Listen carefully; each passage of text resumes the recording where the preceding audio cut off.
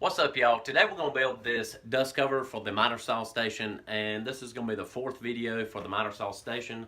And probably the best part about this is the back cover, and the front cover of it is paneling from my grandparents' home. The rest of the box is going to be made from the same shipping container that we made the frame of the miter saw station for. So if y'all want to see how we do it, y'all stay tuned.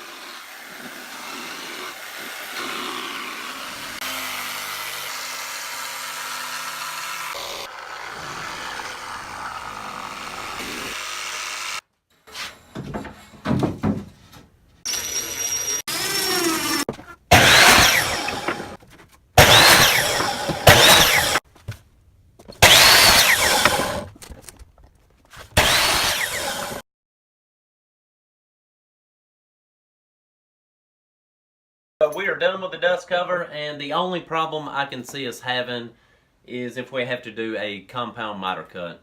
But I do have only one screw on each side holding it on, so you can take both those screws out and the whole front comes off. But I really don't see me doing too many of those cuts. Normally it's just a 45-degree cut. So I hope y'all enjoyed the video. If you did, don't forget to hit the subscribe button and the notification bell if y'all want to see more. Thank y'all for watching.